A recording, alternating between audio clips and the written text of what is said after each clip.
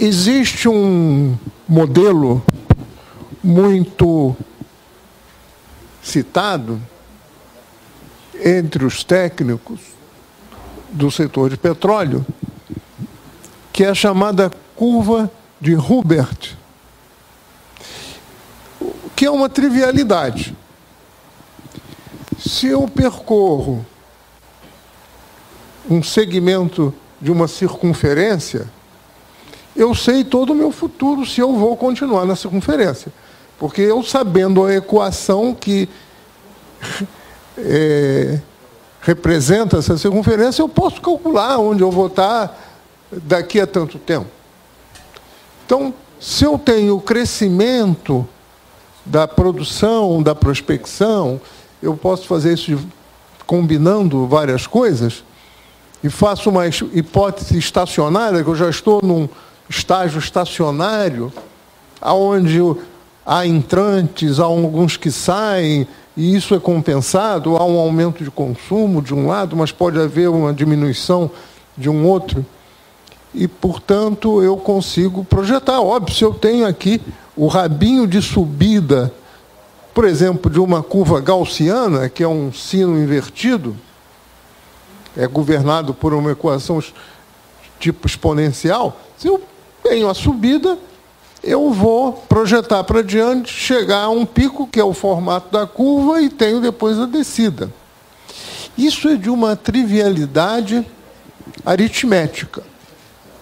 Não, mais ou menos óbvio. O problema é ter um modelo, é acreditar nisso, que nós tenhamos já uma situação estacionária, etc., o que não é bem verdade.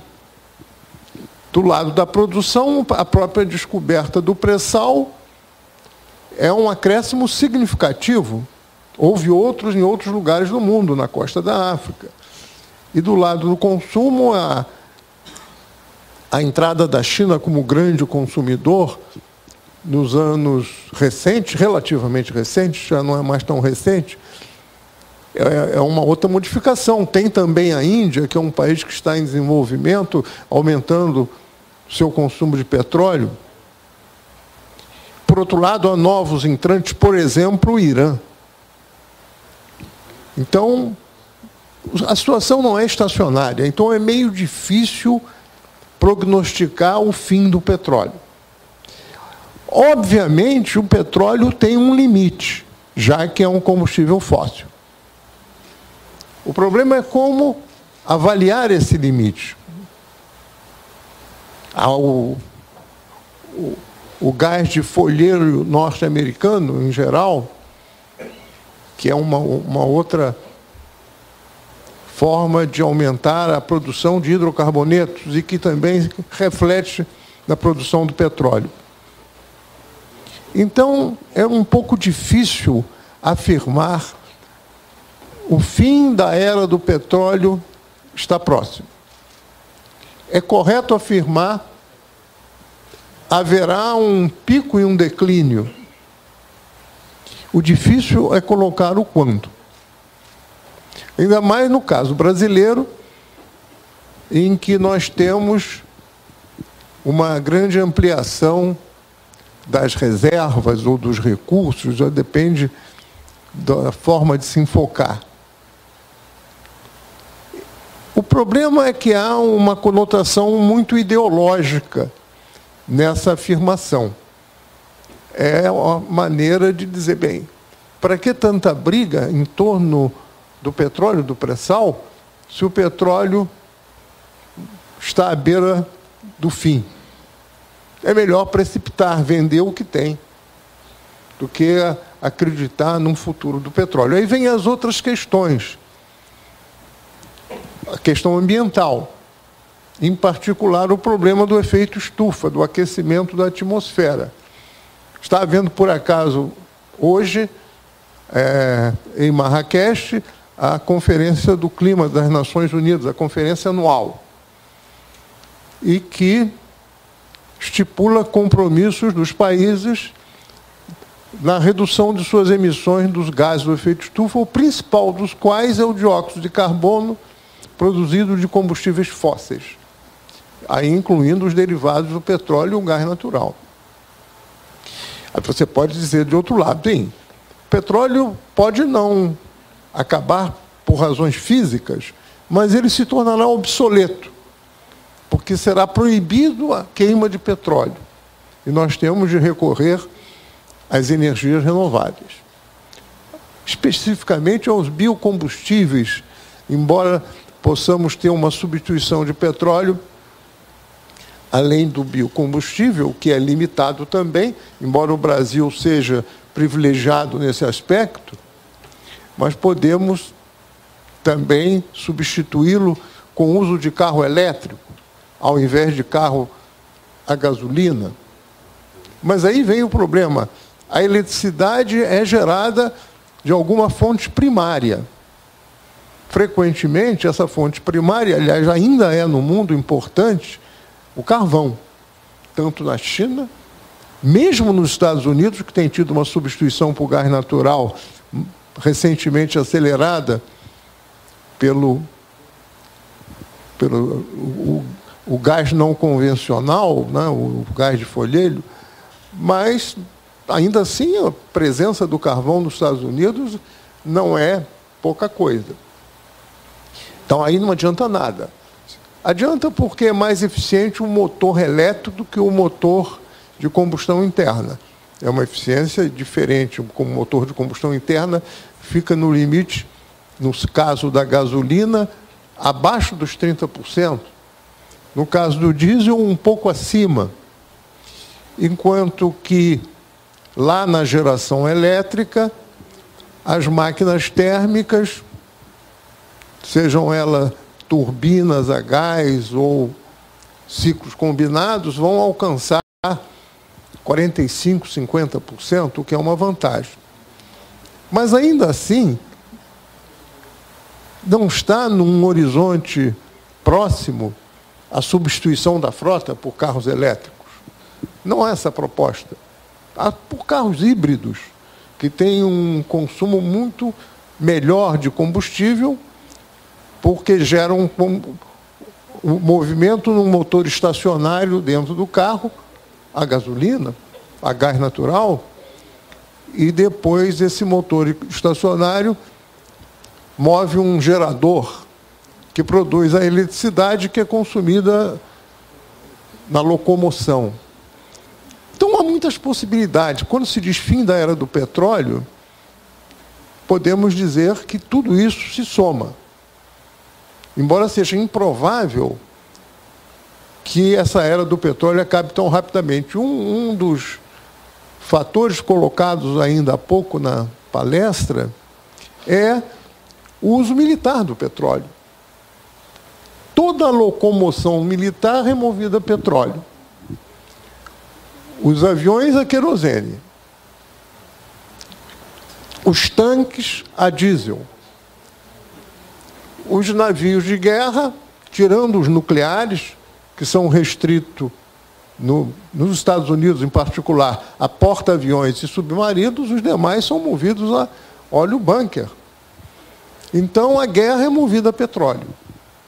Ele, no mínimo, é um combustível ligado à segurança dos países mais importantes do mundo que cuidam da segurança. Não é o caso do Brasil, que não cuida da segurança. Acho, portanto, que nós devemos ter uma visão crítica sobre essas afirmativas do fim da era do petróleo. E, por outro lado, cobrar coerência. Eu não tenho dúvida que não é uma questão de erros que estão sendo cometidos, embora, é claro que isso tenha um lado que a gente pode atribuir a erros, mas eu acho que o jogo é de má intenção mesmo. Não são erros, são acertos. Quer dizer, o que o governo atual, e nem bem o governo atual, porque o governo atual, olhando para a cara do presidente, a gente dá uma ideia de que não é lá muito brilhante. Mas há uma inteligência por trás disso. O Meirelles foi dirigente de um banco americano. ele não é burro que nem o Temer. Então há uma inteligência pensando em uma guinada do Brasil, como foi colocado. O Brasil, da camada da população que terá acesso aos bens de classe média dos países desenvolvidos. E não é à toa que isso tudo vem junto com políticas de redução de salário. Não é um equívoco, puxa, foi reduzido o salário mínimo, houve um equívoco, fizeram a conta errada. Não. A conta é certa, é para reduzir o salário mínimo.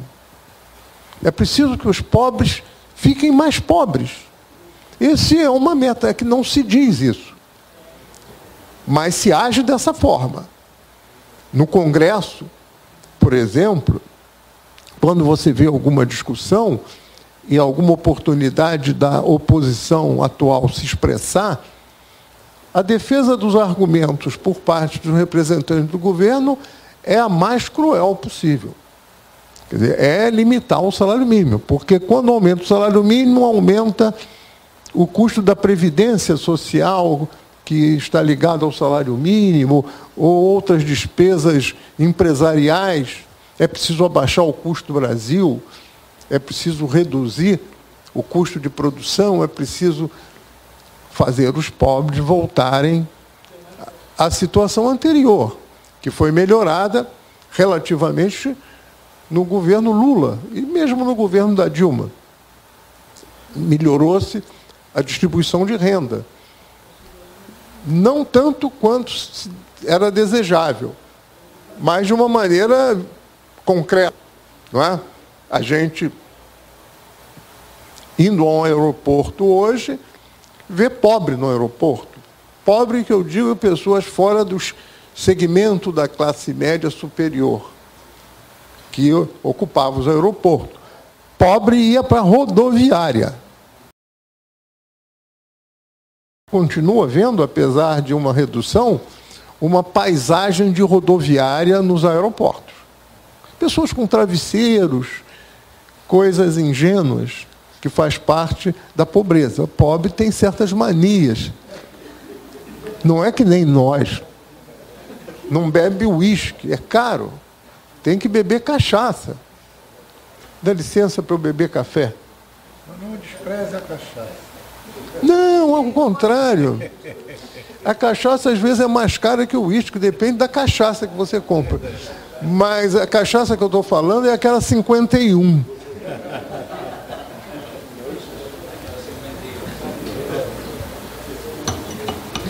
Mas isso tudo é uma caricatura. O que eu acho é que não estamos no fim da era do petróleo para fim de decisões políticas. Devemos ter, foi apresentado aqui agora, né, a preocupação com a entrada em energias renováveis. Mas veja só qual é a decisão do novo plano de gestão e negócios da Petrobras. Retirada total da Petrobras dos biocombustíveis. Então, isso é o contrário. A Shell se associou a grandes produtores de álcool brasileiros, 2 grupos produtores de álcool. A BP chegou a lançar o slogan de Beyond Petroleum. A Exxon, que é a mais tímida nisso, também tem um programa de biocombustível, inclusive de etanol de segunda geração, que era um espaço que a Petrobras também podia ocupar, mas não ocupará. Dentro do plano de negócios. Ela se retira. Ela, ao invés de se esverdear um pouco, como as outras petrolíferas, ela está se avermelhando, saindo do biocombustível, no qual ela teve um papel histórico. A entrada do álcool no Brasil foi uma ordem do gás em uma Petrobras, meio de má vontade, mas ela cumpriu direitinho. Primeiro como apenas aditivo, a gasolina, e depois ela substituiu, ela tinha 2 redes de distribuição de gasolina, a comum e a azul, ela disponibilizou a comum para entrar o álcool e manteve só a azul. Então, toda a tancagem, toda a logística estava pronta para o capitalismo do álcool se expandir. E o consumo do álcool no Brasil se tornou, num certo momento, exemplar, porque, na época, era um problema de estratégia nacional, dado os choques do petróleo de 73 e 79. Era uma maneira de garantir o abastecimento que não estava garantido na importação. E nós produzíamos muito pouco derivado de petróleo naquela ocasião. Embora a Petrobras já existisse, ela foi para o mar e teve o êxito que teve, exatamente como resposta ao choque do petróleo. Foi uma política correta. Deixa eu beber mais um pouco de café.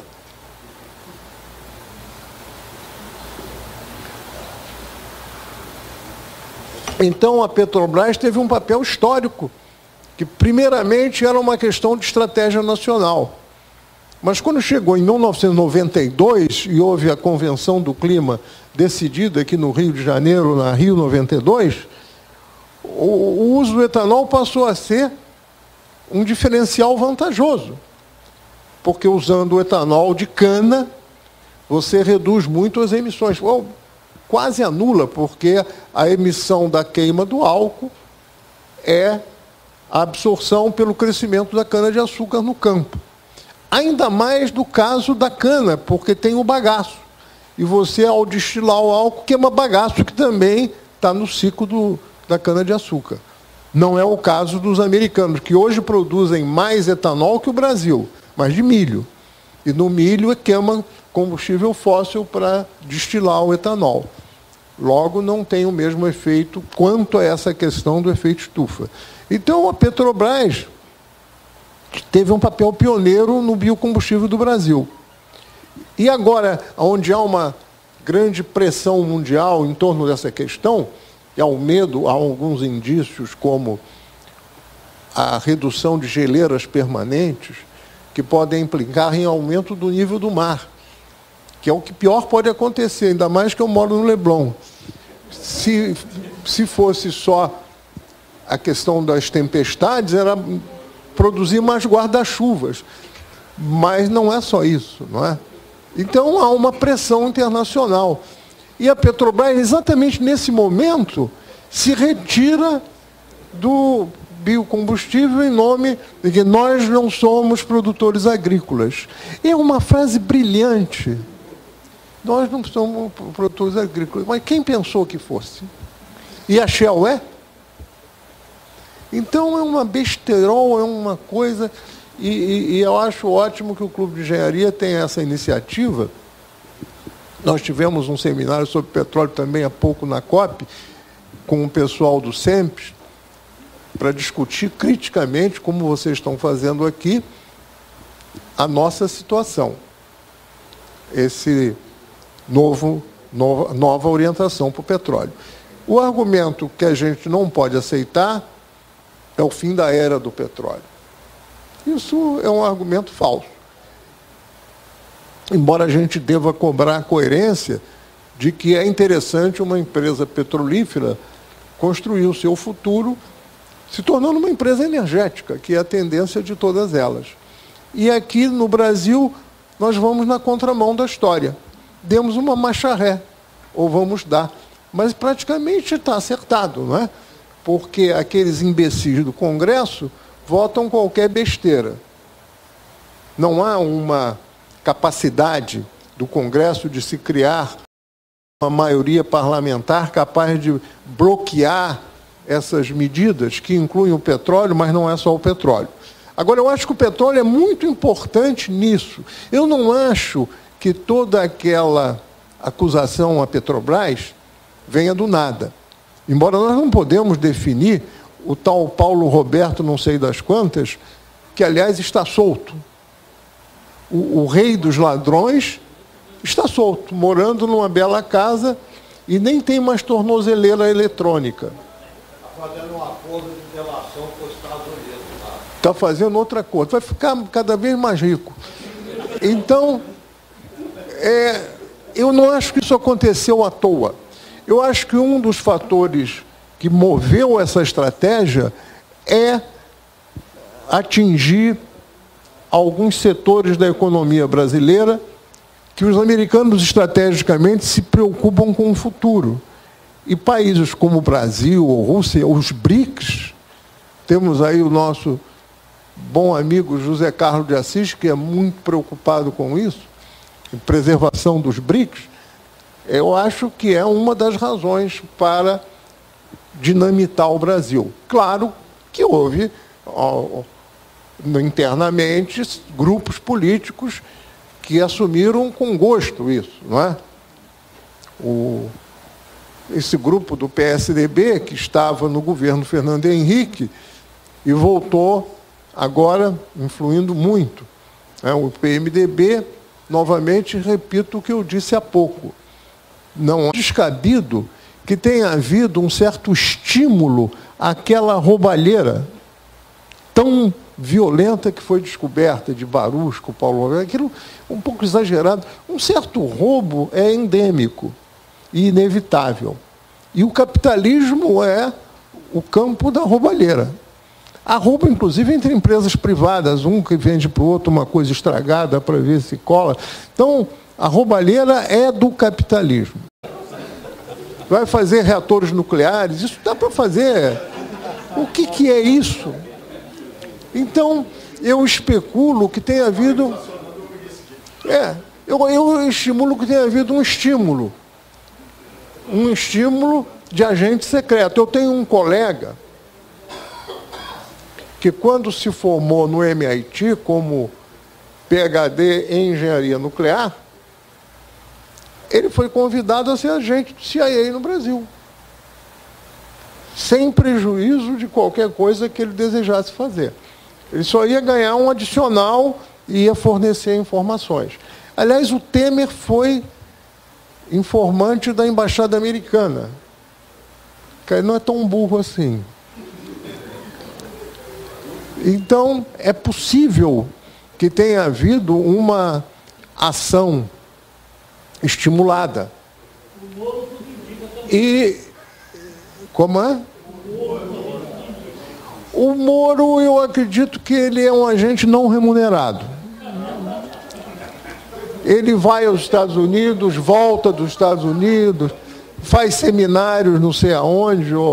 Quer dizer, eu não sei, não tenho ideia, porque é um juiz da Justiça Federal que fosse alcançado por esse tipo de conspiração anti-Brasil. E o nosso problema é correto demonstrar, como foi feito há pouco, o que a gente chama de equívoco, embora não seja bem equívoco, mas os descaminhos para a orientação da Petrobras, que certamente deverá deixar a Petrobras muito incapacitada em relação àquilo que ela estava fazendo, ou fez durante a sua história, ou projetava fazer no nosso tempo. Eu acho que é preciso demonstrar isso, porque o que eles vendem à opinião pública é que não há outra solução senão essa. Vender os ativos, reduzir o tamanho da empresa, sair disso ou sair daquilo, não é? Tornar, por exemplo, uma coisa importante que eu acho muito ruim para a Petrobras é se desfazer da BR. Que a BR é cash puro, todo mundo compra à vista gasolina, ou seja lá o que for, no posto, diesel. É um fluxo considerável de recursos para a Petrobras. Por que vender o controle da BR? Não é aí que está o problema, e não se resolve o problema da dívida, como foi mostrado aqui, dessa forma. Existem outras formas que preservam a empresa e permitem essa empresa ter soluções economicamente plausíveis. O argumento que a gente não pode aceitar, e é colocado, esse fim da era do petróleo, que, no fundo, é o fim da era da Petrobras. É a destruição de uma empresa que contrata no Brasil, promove cooperação com universidades, com centros de pesquisa, gera empregos de alto nível para engenharia, para técnicos. E, se você substituir a Petrobras, certamente esses empregos vão sumir. Não será desenvolvida a tecnologia no Brasil. Será desenvolvida fora. E o que vai haver é uma apropriação do conhecimento já desenvolvido pela Petrobras pelos grupos privados, até pela pura e simples transferência de pessoal. O estímulo a engenheiros experientes da Petrobras saírem da Petrobras se casa com a captura deles, como tem vários que vocês conhecem, pelo setor privado das multinacionais, que se deslocam para o... Eu acho que, pensando em termos de aliados, que nós não ganhamos a guerra sozinhos, essa questão de terminar a exclusividade da Petrobras na operação do pré-sal, eu acho que deve ser discutida em busca de algum aliado. E, às vezes, os aliados são surpreendentes. Por exemplo, pode haver interesse de grupos privados estrangeiros na associação com a Petrobras, que é o que a Petrobras faz. A Petrobras está longe de ser uma empresa autossuficiente, no sentido técnico. Ela utiliza as empresas estrangeiras. Ela se associa, inclusive, com o capital. Eu acho que é um argumento que a gente deve colocar, porque também se vende para a opinião pública a ideia de que a Petrobras é um monopólio absoluto, estanque, e que não tem relações com as grandes empresas que vêm para o Brasil, estão cheias de empresas estrangeiras aqui operando, e que podem ganhar muito dinheiro associadas à Petrobras. E uma coisa importante que foi colocado aqui também é que essa obsessão do Brasil se tornar um grande produtor de petróleo e exportador é muito ruim. Quer dizer, a ideia melhor para o Brasil é produzir petróleo para o mercado interno e, fatalmente, haverá um excedente para exportação. Mas não apostar suas cartas todas, como fazemos com soja ou minério de ferro, fazemos com petróleo. Produzir petróleo para exportar em grande quantidade. Na tal doença holandesa, ou seja lá o que for, mas os exemplos concretos de países, grandes produtores de petróleo, que não se desenvolveram no sentido dos países centrais. E o contra-exemplo interessante da Noruega, que é um produtor de petróleo que não se escravizou ao petróleo. É um país que desenvolve tecnologia e mantém um padrão de vida admirável, né? Quem dera o Brasil estivesse indo nessa direção. Talvez estivesse, mas não está mais. Então, acho que é isso que eu teria a dizer. E o argumento do fim da era do petróleo, essa minha conclusão, é puramente ideológico. Modelos, a gente pode usar vários. E se eu construir uma curva com uma expressão matemática, é claro que com o rabinho de subida da curva eu descubro o outro lado dela. Embora isso seja precário. É interessante, é um exercício interessante, deve ser feito. No caso de postos, a gente sabe que essa curva de roubo é achatada, porque você chega a um ponto de produção que estabiliza a produção e ela vai se manter assim durante a vida. Mas muitas curvas achatadas, somadas, podem perfeitamente resultar numa curva de sino. Mas isso daí é um argumento que a gente deve criticar. É o fim da era do petróleo no sentido de retirar a Petrobras do jogo, que é o que eu vejo aí. Muito bem.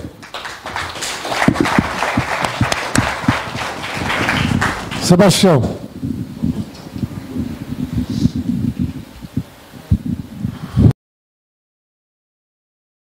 Ao Pinguelli, ao Felipe, a todos que estão participando do nosso seminário, que acho que o Clube de Engenharia está muito honrado, obviamente, com a presença de todos, mas nós consideramos que ele está cumprindo a sua função como órgão da sociedade civil, preocupado com o desenvolvimento sustentável e soberano do país. Eu queria, aproveitando o que você diz, Pinguelli, e também um pouco o que o Coutinho falou, se você me permite um pouquinho, há algum tempo, a Petrobras é uma empresa estratégica. Para quem? Ela é uma empresa criada como uma empresa estratégica para o país. Por isso tem mais de 51%, um pouco mais de 51% do seu controle em ações ordinárias na mão do Estado brasileiro. Mas com a abertura do capital feito nos anos 90, do ponto de vista patrimonial, a Petrobras não é estratégica, porque do ponto de vista patrimonial, ela é controlada pelo mercado. E a questão que eu queria colocar, que é muito pouco mencionada, é que, no momento em que nós vivemos uma plena era da financiarização da economia, que os fundos de endowment das universidades americanas, os fundos de endowment dos aposentados americanos e europeus, investem em papéis sem direito a voto, mas com a mudança da legislação, com a mudança dos critérios de contabilização, o CPF dos administradores precisam prestar contas aos titulares, não de ações ordinárias, mas os administradores, seus CPFs, respondem perante o mercado. E aí, isto junta a fome com a vontade de comer, Pinguelli, porque há uma conspiração favorecida pela financiarização, favorecida pela legislação que regula o mercado de capitais e que regula, inclusive, as normas de contabilidade, a famosa Sarbanes-Oxley. É esse nome? Não sei. Entendeu? Pois bem, e agora? Amanhã nós vamos ter aqui duas palestras sobre a questão jurídica. Acho que isso é uma coisa que precisa ser aprofundada. Na realidade, a conspiração sobre a Petrobras é extremamente facilitada por esta condição de economia mista que ela tem e por este dever, digamos assim, de prestar contas ao mercado e não de prestar contas ao Estado brasileiro, que tem o controle das ordinárias. Era isso. Ceci.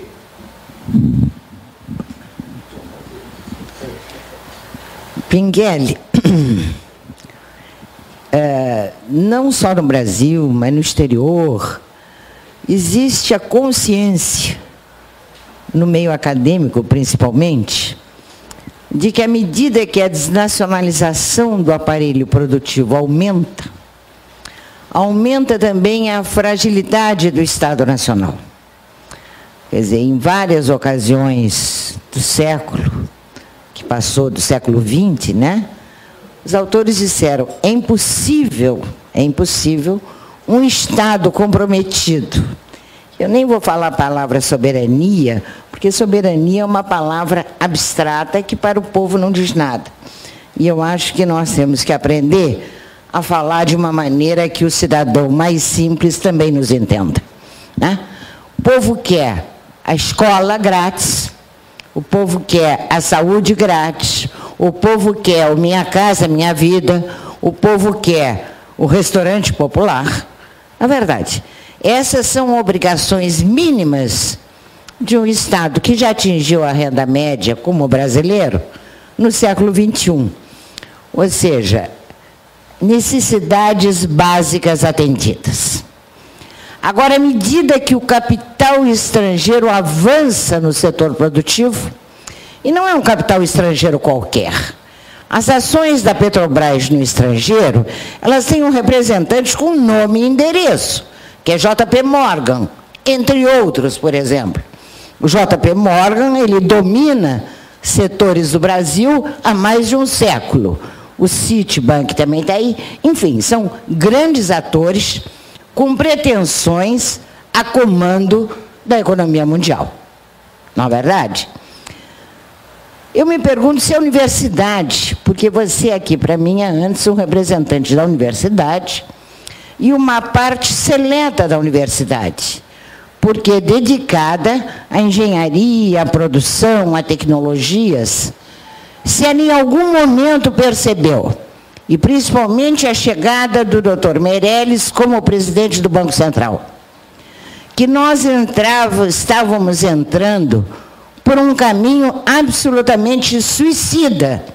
Você não pode querer um Estado democrático, é impossível um Estado que atenda às necessidades da população, na medida em que o aparelho produtivo está dominado por um capital com outros interesses e certamente voltados para a expansão do seu poder e não para a soberania do Estado brasileiro. Houve essa consciência? É a minha pergunta a você. Olha, eu acho que nós nos embriagamos um pouco com a vitória do governo Lula, porque é um operário de um partido de origem popular e não se prestou muita atenção a isso. Mas há um episódio curioso, não é? O convite ao Meirelles foi feito nos Estados Unidos após o Lula ter tido um encontro com o Bush. Eu não estou, ele já eleito e não empossado, isso mesmo. Mas eu não acho que o Lula foi lá para receber instruções e nem acho que o Bush deu instruções ao Lula. Não acho, eles são mais sofisticados do que isso. Mas eu acho que o Lula encenou ali o álibi para a política popular dele. Ele convidou nos Estados Unidos, logo após haver esse encontro, o Palocci, e mandou o Palocci convidar o Meirelles. O Lula é inteligentíssimo.